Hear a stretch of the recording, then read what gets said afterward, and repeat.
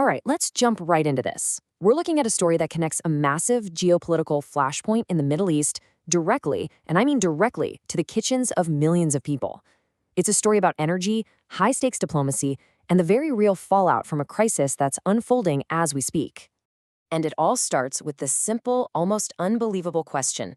Why are millions of people across India suddenly struggling to just cook their dinner? I mean, it sounds wild, right? But the answer isn't about a food shortage. It's about a critical fuel, a single blocked waterway, and an entire nation on edge.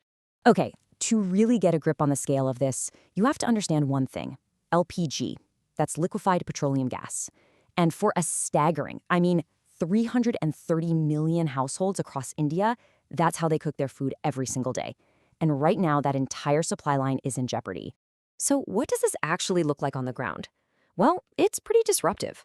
Now, the petrol pumps for your car, they've got enough stock, they're mostly okay. But the LPG, the cooking gas, that's a whole different story. We're seeing widespread panic buying, restaurants are literally closing down or having to slash their menus. The government even took the pretty extreme step of allowing the hospitality sector to use fuels like kerosene and coal again. And for regular families, the wait time to get a new gas cylinder is shooting up, and the price? It's already jumped by about 6.5%. Okay, so what in the world is causing all this chaos? Where's the root of this problem? Well, for that, you have to look thousands of miles away, to one single, incredibly important spot on the map. We're talking about the Strait of Hormuz. Think of it as one of the most vital arteries for the entire planet's energy supply. It's a major choke point. And the big development here, the reason we're even talking about this, is that Tehran has now closed it. They've effectively just turned off the tap for a huge portion of the world's energy. And this is where you really see just how vulnerable India is. I mean, India is the world's third largest oil importer, and about half of its crude oil needs have to pass through that one single strait. But here's the real kicker for this crisis. Most of its LPG, that essential cooking fuel we were just talking about, it also comes through that exact same route. It's a real double whammy. So the immediate fallout from this? It's a logistical nightmare, plain and simple. Right now, there are 28 Indian ships just stuck, trapped. That's nearly 800 Indian seafarers who are stranded. And just sitting there in the Middle East Gulf, totally unreachable. At least 130 million barrels of oil. The cost, both in human terms and in resources, is just immense. So when your country's energy security is on the line like this, what do? Well, the focus immediately shifts to the top. We're talking about a high-stakes diplomatic scramble from India's leadership. And you can really feel the urgency here. Just hours after the closure, Prime Minister Modi made his first phone call to the Iranian president since the war began. India's foreign minister's also been having several back-and-forth conversations with his counterpart. But here's the bottom line, the crucial point. Despite all that activity, as of right now, no safe passage has been secured for those Indian vessels. And this quote from the Prime Minister himself, which he posted on X, really sums up the government's focus. You can see the two main concerns right there. First, the safety and security of their own citizens who are stranded out there at sea. And second, the desperate need to get that flow of goods and energy moving again. But this goes way beyond just a supply chain issue.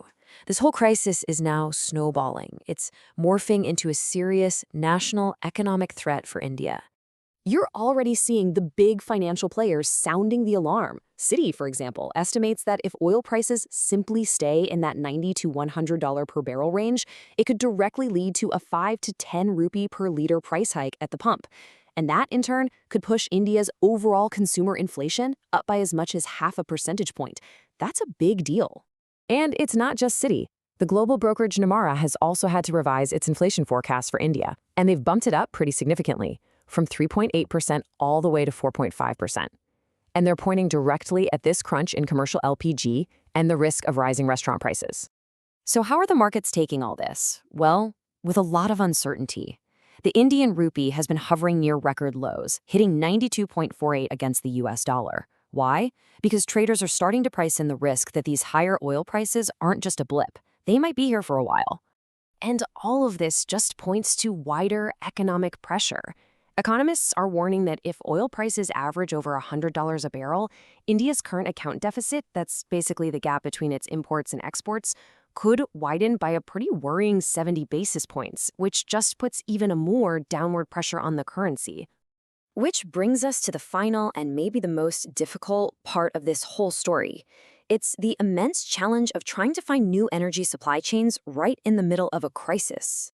So the big question is, can India adapt quickly? Can they just find a new source? Well, the expert consensus is a pretty clear no. Analysts say you can't realistically rewire your entire energy supply chain in just a month or two. The global market is already constrained, and the costs of trying to pivot that fast are just way too high. So the immediate fix has been to try and source crude from over 40 different countries, and we've seen a notable jump in oil purchases from Russia. And this really highlights the long-term danger. Rima Bhattacharya from Verisk Maplecraft puts it starkly. She says if this closure lasts, India faces a structural reconfiguration it was never fully prepared for, at a cost premium it may not be able to afford. We're talking about a fundamental challenge to the country's entire energy architecture. Which leaves us with this final critical question. What we're seeing in India is really a microcosm of a larger global reality. As conflicts continue to redraw the world's energy map, the real challenge for every nation becomes figuring out the true cost of securing its own future.